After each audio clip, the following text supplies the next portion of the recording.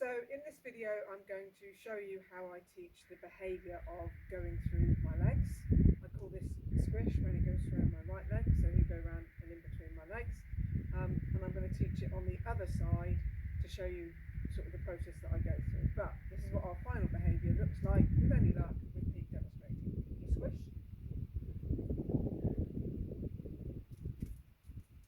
Dear me, we should be better than that. Ready? Get it? Squish. Good.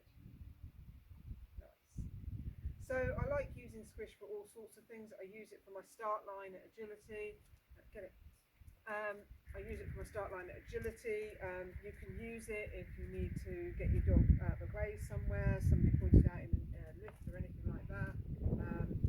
It's quite a nice position. Some dogs, if they're a little bit worried, then getting in between their legs like that, they can find that quite a safe space to be. So it's just a great behaviour to teach, and it's just a bit of fun as well. Swap. So to get started, I've got treats in both hands. I'm going to do this by luring, which he's not always been the best at, but he's got better. So he already knows to go around my right leg, so we're going to do this around my left leg. So I'm going to take one treat and then swap to the other hand. Now I have him sit when he comes in between my legs. Get it? Good. And I throw a reset treat. He's not ready. A reset treat to get him started again. Get it? But you can make it a bit more loopy. By just switching straight to the other hand.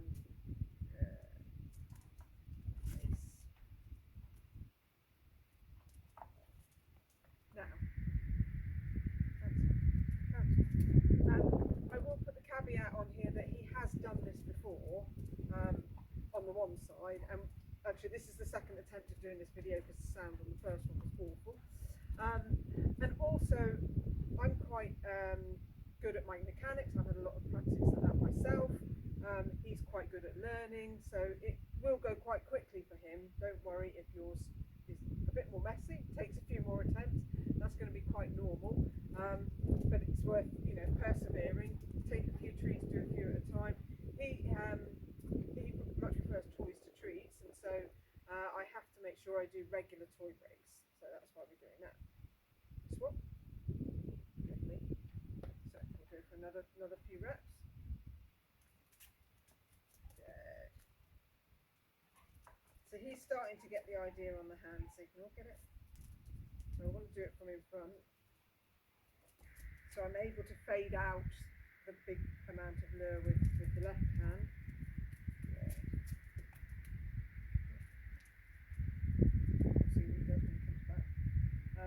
This isn't really shaking, so I'm not expecting him to offer it. He's a bit dense.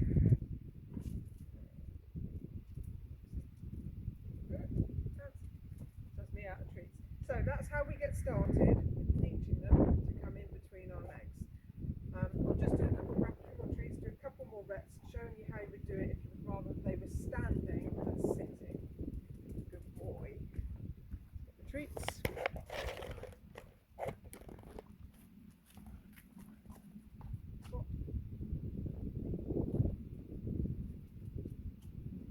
So if I want him to stand rather than sit, I'm going to lure and I'm going to feed him.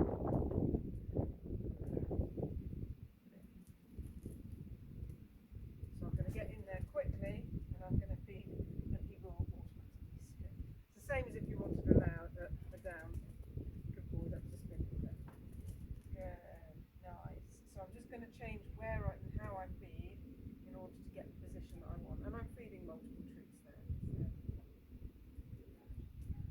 If I wanted to lie down, then I'm going to feed all the way on the floor to encourage that.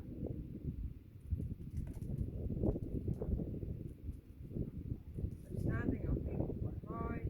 Sitting, I'm feeding up here.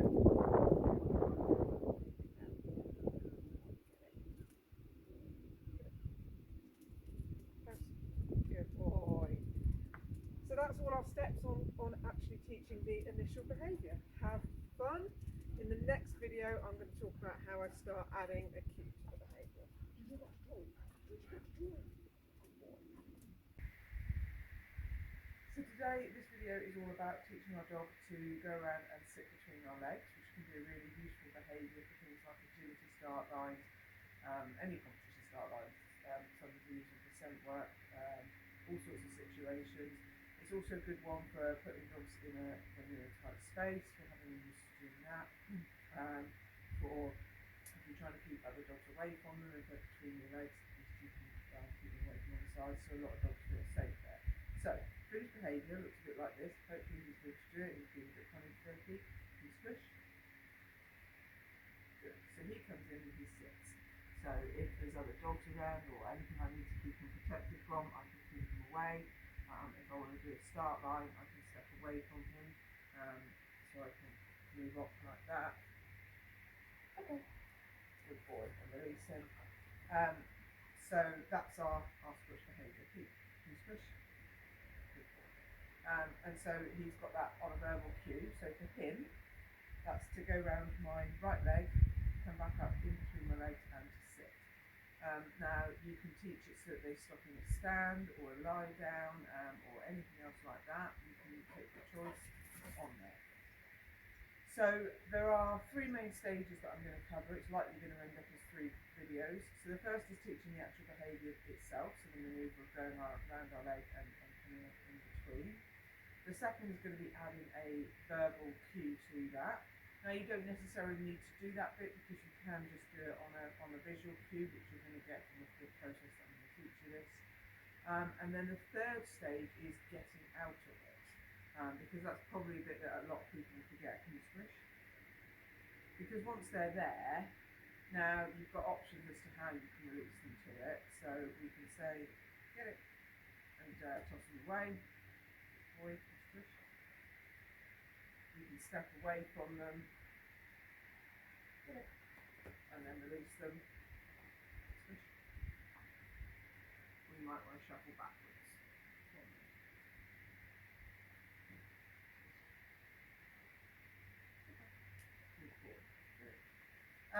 So that's the 3 main stages, so the behaviour itself, putting it on verbal cue and getting out of it. So, without further ado, we're going to get on to teaching or showing you how to teach initial behaviour.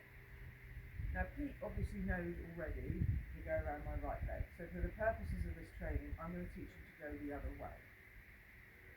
So, I've got treats in both hands, and I'm going to take him and I'm going to learn him there, and then pass to that other hand. I'm feeding him high so that he's going to end up in a sit. Get it? And then I'm going to release him with a treat. He's going to come back to me. Sit. Get it? Good boy. Sit. Boy. Good. Now, you can make this more of a loopy training event if you love loopy training by luring them in. Good. And then straight away, luring them. Good boy. Good.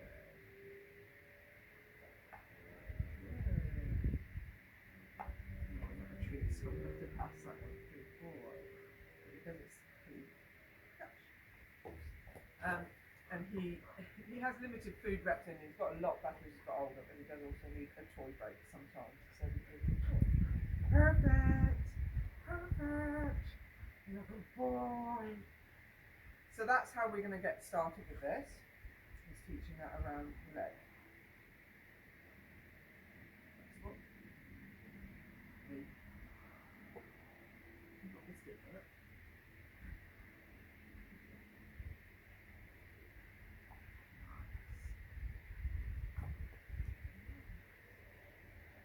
Now, good boy.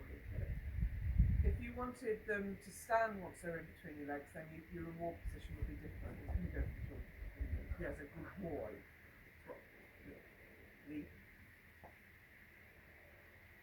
So your reward position would be slightly different. I'm not sure whether he's going to be able to do this because he's got so much value for the stand sit. So we would reward lower. So that would keep them in the stand. Good boy.